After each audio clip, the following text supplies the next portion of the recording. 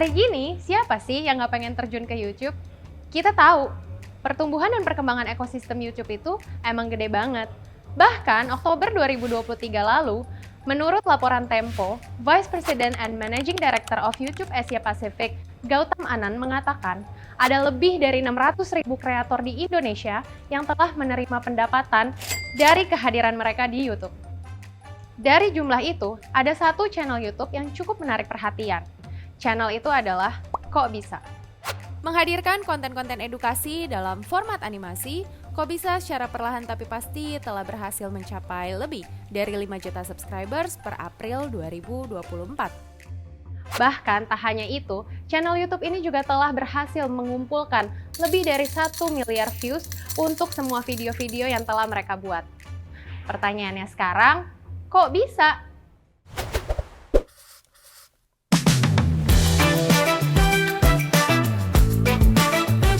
Dialah Ketut, inisiator dan juga bisa dibilang sebagai otak di balik semua konten dan pertumbuhan Kok Bisa. Pada 2015 lalu, dia bersama 2 orang temannya membentuk Kok Bisa dengan visi yang cukup sederhana tapi juga sekaligus luar biasa. Mencerdaskan kehidupan bangsa dengan konten-konten edukasi yang sangat mudah dicerna. Perjalanan mereka di YouTube tentu tak selalu mulus. Pernah jatuh bangun, pernah juga total views-nya melempem. Namun, dengan konsistensi penuh, Kok Bisa telah berhasil menjadi salah satu YouTube channel edukasi terbesar di Indonesia.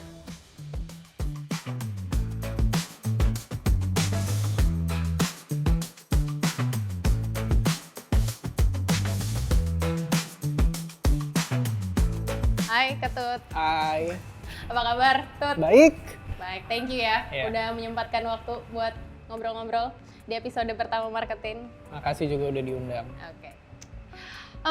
Mungkin kita mulai dari cerita-cerita tentang diri Ketut dulu kali ya. Oke. Boleh ceritain nggak Tut? Setelah jadi co-founder, itu lo ngapain aja sih di Kok Bisa sekarang? Maksudnya masih mikirin konten atau udah ngerjain yang lain yang lebih fokus atau gimana? Iya. Pastinya udah ngerjain yang lain ya. Kalau di awal kan kita ngerjain semua tuh. Tapi kalau sekarang kira-kira yang gue kerjain itu udah evolve kurang lebih jadi 3 hal lah. Yang pertama, gue sekarang jadi ngurusin pengembangan atau strategi ke depan gitu lah.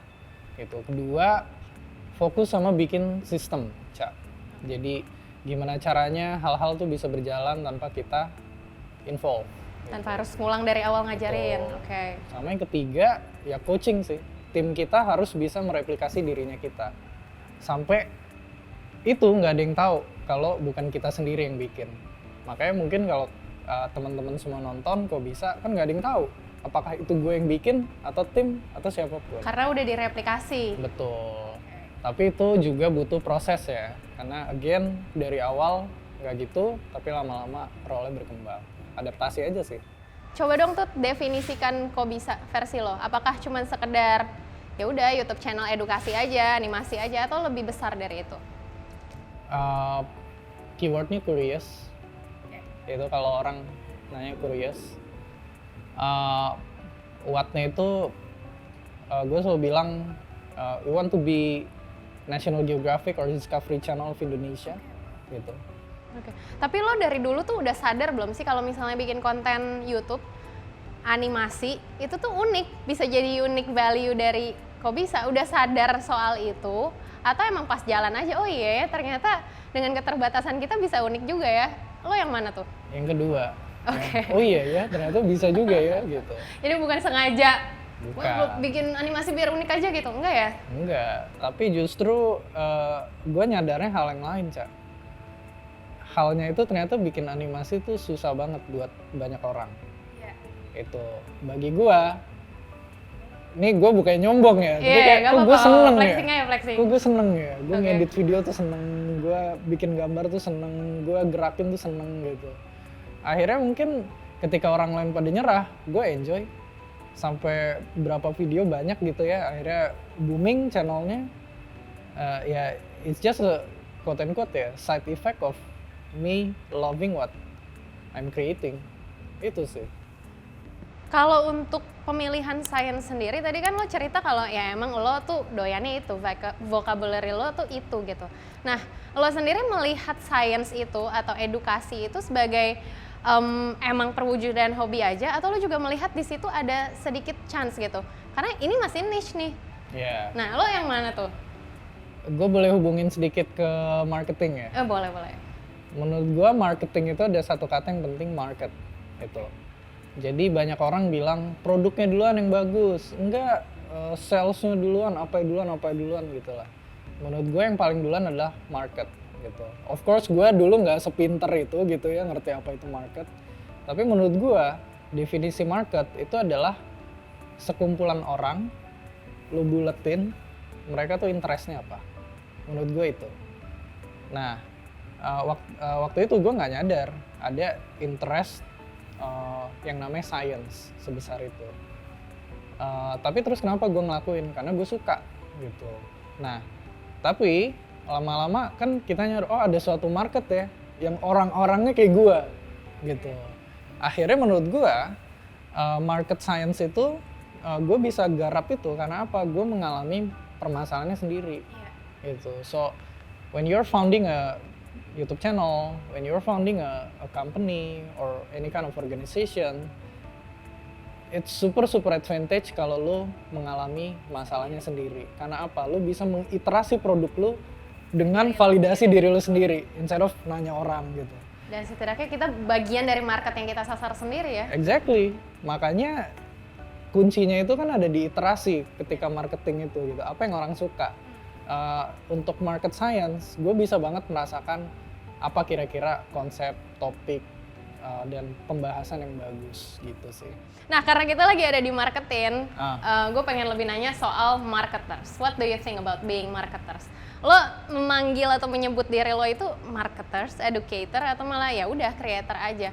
Karena kan sebetulnya marketer itu sendiri nggak lepas dari tools yang berkaitan sama konten gitu. Nah, lo sendiri menyebut diri lo tuh apa dan pandangan lo mengenai marketers tuh kayak gimana? Orang kebanyakan mengenal Kobisa sebagai creator, and I'm fine with that gitu. Okay. Ada satu sisi orang melihat gue sebagai entrepreneur juga karena membangun bisnis gitu. Ada juga orang yang menilai gue sebagai writer gitu. Nah sekarang apakah gue menganggap diri gue sebagai marketer? Menurut gue iya. Kenapa? Karena ketika gue membangun bisnis Kobisa sebagai entrepreneur gitu ya, bisnis itu basically cuma ada 3 elemen gitu, Cak. Produknya, operationsnya, sama marketingnya gitu, atau salesnya gitu. Kalau gue cuma bisa bikin produknya, nggak ada yang mau beli gitu. Kalau gue nggak bisa operate, bikin tim dan sebagainya, it's not a business. Itu cuma gue freelance gitu kan. Nah, makanya gue itu dipaksa gitu untuk harus bisa menjual diri, menjual karya gitu seluas-luasnya, konten apa yang hooking apa dan seterusnya. Jadi ya gue memarketingkan, gue melakukan marketing dan I categorize myself as also marketer sih. Oke, dan membuat channel Kobisa bisa bertumbuh, itu part of being marketer juga ya? Pastinya. Oke. Pastinya. Kalau misalnya di Kobisa sendiri, tuh anggaplah Kobisa ini adalah metode promosi gitu ya, atau platform marketing. Ya. Strategi yang sudah pernah dijalankan apa aja tuh? Kita mau mencuri ilmu nih soalnya. Iya banyak ya. Mungkin kebutuhannya itu yang mungkin gue mau share beberapa hal deh, atau 3 hal aja. 1, harus fokus banget sama audiens gitu. Iya, semua orang udah tahu lah harus fokus banget sama audiens. Iya, tapi ingat, kayak tadi aja audiensnya Instagram itu kalau di Kobisa, dia tuh lebih dewasa, Cak. Lebih suka, kadang kita ngomongin pemilu aja tuh masuk gitu. Atau bahkan tinggi justru. Di YouTube, audiensnya banyak lebih muda gitu. Jadi ngomongin apalah luar angkasa, dinosaurus. Di TikTok lebih muda lagi gitu. Ya, jadi kita nggak bisa tuh nyamain gitu. Makanya orang tuh udahlah repost aja, TikTok, Instagram Reels, YouTube Shorts gitu. Nggak bisa gitu. Karena experience aja udah beda. Terus yang yang kedua, harus banget eksperimentasi, of course. Ya klise banget eksperimentasi, tapi apa? Kuncinya itu adalah banyak perdebatan di dalam tim lo yang nggak akan pernah selesai, sekali lagi garis bawah Oke. Ditekankan sebelum ya. lu nyoba. Oke. Gitu. Nggak bisa tuh dijawabnya pakai konsep, teori, atau keputusan doang. Gitu. Jadi itu, kalau lu berdebat, coba selesain pakai eksperimen. Gitu. Dan yang terakhir, tips gua adalah Baru satu tuh, yang audiens nggak sih? ya, Sama eksperimen. Iya, yang kedua Oke. eksperimen. Yang ketiga itu lebih kayak jangan cepat nyerah sama ide lo atau hipotesis atau strategi lo, gitu. Maksudnya apa? Jadi menurut gua kalau lo punya strategi, lo itu lebih harus ngeset ada gua sebut sebagai kill matrix gitu. Artinya apa? Oh, gue mau jadi content creator gitu. Ya udah, lu cobain. Tapi lu jangan targetin silver play button 100.000 subscribers. Jangan. Lebih set, lu mau cobain berapa lama dan kira-kira estimasinya hasilnya berapa gitu. Nah, kill matrix itu maksud gue, ya lu nyampe nggak udah 3 bulan gitu. 3 bulan kan lo yang set sendiri gitu. Dan kill parameter lainnya adalah sebelum menyerah ya, pertanyaan lu udah habis belum? Sebelum menyerah. Gue mau nyebrang ke sana. Gue udah nyoba pakai perahu gagal, pakai kayu gagal, bikin sayap gagal. Semuanya gagal. Ide kreatif lu udah habis, baru nyerah. Gitu. Kelamaan dong gitu. That's exactly the process. Makanya sedikit banget yang berhasil orang itu. Oke, follow up questions gue cukup banyak, jadi Oh, gue iya. mencoba mengingat-ingat dulu mana yang mau gue tanyakan lebih dulu ya. Oke, soal balik lagi audience ya. Tadi kan gue sempat menangkap bahwa nggak bisa tuh konten di YouTube atau konten di Instagram di-repost ke platform lain. Apakah itu artinya lu cukup kontra dengan strategi mirroring? I mean kayak sebetulnya kan banyak orang yang gue pengen eksis di sini, gue pengen eksis di semuanya, tapi gue cuman mampu untuk bikin satu konten nih. Ya udah akhirnya dia repost aja tuh di platform lain. Nah, apakah lu kontra dengan hal itu atau ada terms and conditions-nya aja gitu? Gue sangat kontra dengan mirroring, tapi gue sangat pro sama adapting. What is that? Bedanya adalah mirroring itu kita post hal yang sama, which is fine menurut gue. Di awal-awal kita mau ngetes kan mana yang berhasil. Tapi buat kok bisa, masa itu udah lewat, Cak. Tapi pernah? Pernah lah. Oke. Gitu. Makanya kan belajar dari kesalahan. I see. Resep tercipta dari kegagalan gitu. Nah, kalau adapting adalah kita udah paham bener nih, culture tiap sosmed nih beda. Kalau gue nyebut anak Twitter, coba bayangin anak Twitter kayak gimana? Julid. Julid, ya gitulah. Anak Instagram. Ini ngetes ya? Nggak apa-apa kan apa yang dibayangin. Instagram, SJW. SJ. Oh itu Feednya kayaknya beda ya gitu ya. Isinya gue bola gitu. Oke. Ya gitu Lebih makanya anak. terpapar informasi lah kalau di Ya, Instagram. Oke ya, makanya anak YouTube juga beda dan seterusnya. Dan adaptasi itu juga termasuk platform user experience dari platform tersebut. Karena apa? Platform itu mengontrol konten, bukan konten itu mengontrol platform. Yang gue percayain kayak gitu. Ya iyalah kalau lu beritanya sama, misalnya presiden terpilih siapa gitu ya, ditayangkan di TV, lu harus memuat gambar, penyajiannya beda. Di radio cukup suara dan seterusnya. Kalau di Instagram gitu ya, orang itu diselang-seling antara foto dan video. Videonya seringkali mute, lo tab-nya aja beda kalau lo mau Instagram. Nah itu mirip kayak YouTube ya. YouTube juga selang-seling thumbnail apa gitu. TikTok lu buka dapat hiburan langsung 3 detik gitu. Jadi proses adaptasinya tuh beda. Kalau TikTok kita harus banget hook-nya bagus 3 detik pertama. Gitu. Instagram mungkin visualnya aja karena orang tuh mute. Then you gotta put subtitle on that and take that very seriously gitu. Kalau YouTube apa beda lagi gitu. Kalau Twitter apa juga ada video, gitu. Pusing sih ya. Pusing nggak? Tapi serunya di situ. Kalau lo anak Twitter, tiap hari main Twitter dan ngerti banget orang julid seperti apa, then you're going to win more than anybody. Kalau sourcing idea gimana tuh? Misalnya kayak apa sih yang menjadi sumber-sumber idenya tuh kayak gimana? Terus memilih topik, database, dan segala macam itu untuk membuat satu video yang akhirnya ditonton kita semua, itu prosesnya kayak gimana sih?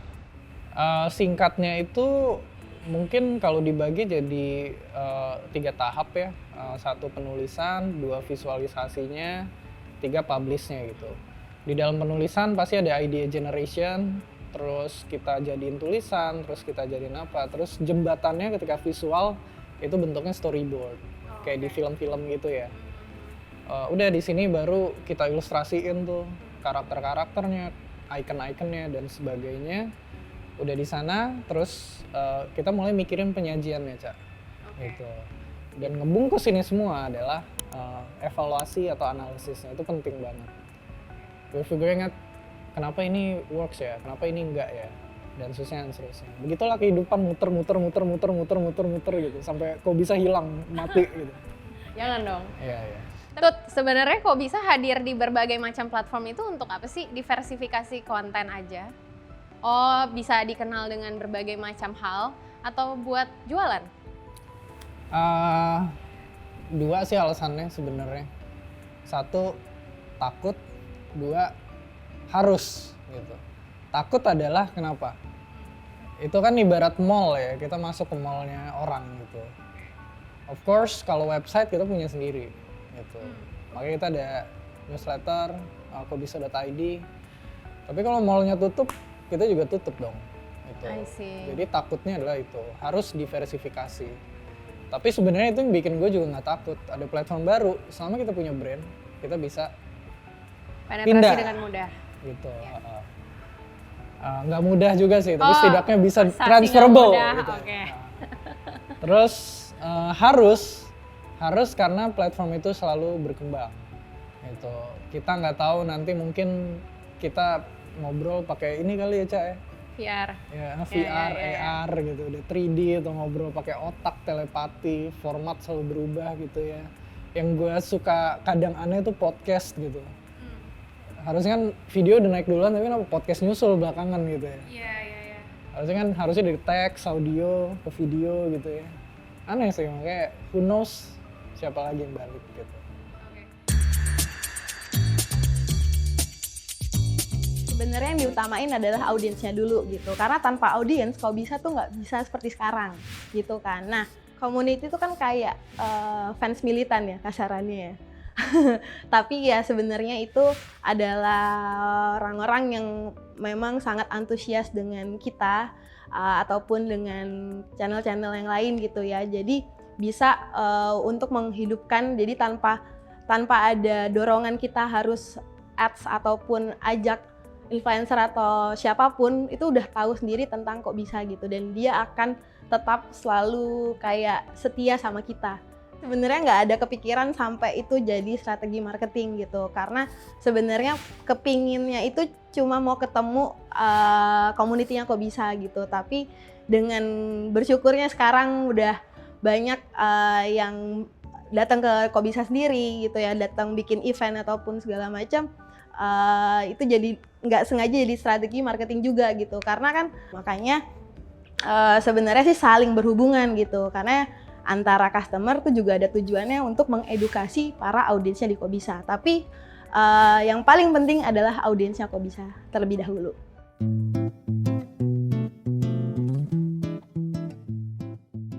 Kalau misalnya untuk cuan, kita ngomongin cuan ya, karena orang ngelakuin marketing buat cuan. Seberapa efektif tuh apa yang sudah diproduksi oleh kok bisa selama ini? Dari rating 1 sampai 10 gitu ya. Works nggak sih untuk menarik perhatian klien? Itulah keindahannya content creator, media ya. Karena lu constantly marketing yourself, eventually calon customer atau calon klien lu pun juga kemungkinan besar aware tentang kontennya lu. Gitu. Jadi ya tanpa perlu gua kayak misalnya jualan apalah real estate atau asuransi gitu ya. orang udah ke-engage duluan, ke-nurture duluan sama kita atau brand kontennya kita gitu. Jadi it's very helpful kalau konten lu terkenal, berhasil. And almost as straightforward as that sih. Oke, simpelnya banget itu konten magnet itu intinya kita bikin konten yang sebenarnya bukan konten berbayar, tapi gunanya itu adalah buat narik klien kayak magnet gitu ya, biar juga pengen ngiklan nih di Kobisa, pengen kerjasama sama Kobisa gitu. Nah, caranya adalah kita ini bikin konten yang emang berkaitan sama bidang mereka, berkaitan sama produk yang misalnya emang mereka tawarkan gitu ya. Tapi nggak necessarily kita mesti langsung naruh kayak disponsorin oleh siapa atau kayak ada brand mereka masuk gitu. Tapi dari situ kita langsung bisa nunjukin value bahwa kita nih bisa loh, Kobisa nih bisa loh mengkomunikasikan produk mereka atau mengkomunikasikan bidang mereka dengan cara yang menyenangkan. Kayak gitu sih singkatnya.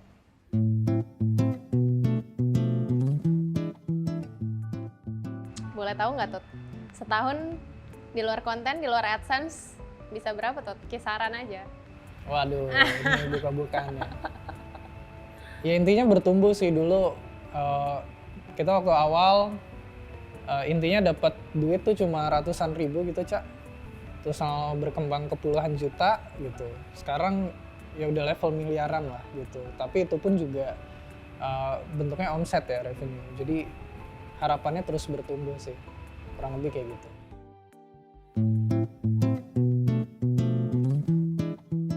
Bagai kepala dan rambutnya, urusan content creation dan marketing emang sama sekali nggak bisa dipisahkan. Nah, tadi kan Ketut udah cerita betapa strategi konten di Kobisa mampu membawa impact yang signifikan terhadap tak hanya audiens, tapi juga channel growth, bisnis, serta revenue-nya. So, kita bisa banget mencoba menerapkan berbagai strategi. Misalnya, menganalisis karakteristik audiens, membuat konten yang berbeda-beda di setiap platform media sosial kita, dan juga pastinya membuat konten yang sesuai dengan kebutuhan audiens. Tapi memang, menjalankannya tentu sama sekali nggak mudah. Sekelas Kobisa pun pernah kok menghadapi berbagai tantangan. Tapi kira-kira gimana ya cara mereka menghadapinya? Tut, kita udah mau jelang-jelang pertanyaan terakhir nih. Mungkin sebelum masuk ke pertanyaan yang benar-benar pertanyaan terakhir, pengen tahu dong, pernah ngerasa gagal nggak di Kobisa? Terus gimana ceritanya? Gagal, wah pasti. Gagal itu banyak banget. Gagal itu kayak setiap saat ya. Kalau ngerasa pun ya pastinya ya terus-terusan ya. Tapi justru ya we gotta learn to cope and enjoy with that sih, with those failures ya terutama. Karena gue ngelihat gagal itu sebagai bagian dari eksperimen. Kalau lu nggak bisa tolerate kegagalan, lu nggak akan pernah dapat inovasi. Karena kalau lu melakukan eksperimen tapi lu tahu hasilnya seperti apa, itu namanya bukan eksperimen. So you gotta be prepared with kegagalan itu sih, Cak. Gitu. Especially di bidang yang kayak konten ya, fast moving gitu loh. Karena gue nggak bikin roket atau mobil yang bisa meledak kan. Tuh. Boleh kasih contoh nggak Tut? Kegagalannya apa? Contoh. Kalau yang dulu dan sekarang ya. Kalau yang dulu, gue itu sangat nggak mikirin audience atau nggak mikirin market, nggak mikirin niche. Karena apa? Gue ngerasa udah tau lah polanya. Kita udah tau lah standarnya apa gitu. Kita akan yang nentuin. Tapi ternyata gagalnya itu tuh bukan kontennya salah, tapi ketika kita mereplikasi. Yang salah? Enggak, mereplikasi apa yang menurut kita benar. Lama-lama dia nggak benar gitu kan, terus ngalir ke tim dan seterusnya.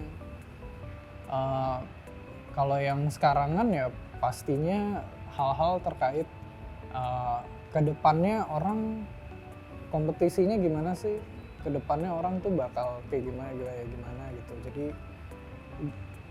ya saking banyaknya gue agak sulit ya, Cak. Menurut gue tiap konten itu tuh banyak kegagalannya gitu sih. Mungkin tiap fase di Kobisa pun mulai dari lo Di co-founder, eksekutor, sampai ada tim, selalu ada kali ya? Selalu ada. And ya, that is the reality kan. Tuh. Oke, terakhir tuh, yang semoga benar-benar terakhir, nggak ada follow up question. Ya. Ada kata-kata terakhir nggak, atau ya pesan lah, boleh teknis, boleh motivasi gitu ya, ke orang-orang yang mungkin nonton video ini dan pengen mulai ngonten buat tujuan apapun, buat tujuan edukasi atau malah ya untuk jualan gitu. Apa yang bisa lo bagikan? Ini dengan tema akhir-akhir ini ya, Cak. Kalau di YouTube kan banyak yang quit gitu, atau menyerah atau apa gitu. Again, padahal tujuannya adalah ya gimana cara lu bisa melangkah sejauh-jauhnya gitu ya. Ini semacam pesan pengingat diri juga.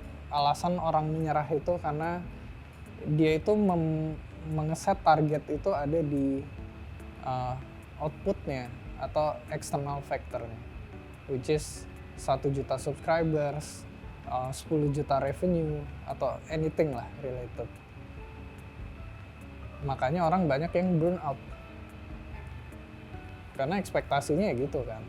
Ketika targetnya nggak tercapai. Iya, nah terus apa yang harus dilakukan menurut gua?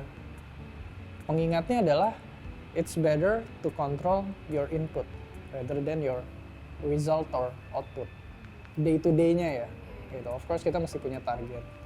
Karena again guys, gua nggak menyalahkan orang yang punya target, tapi semua orang punya target. Anda ingin kaya, saya juga. Anda ingin terkenal, apalah gitu-gitulah ya. Tapi yang membedakan adalah input.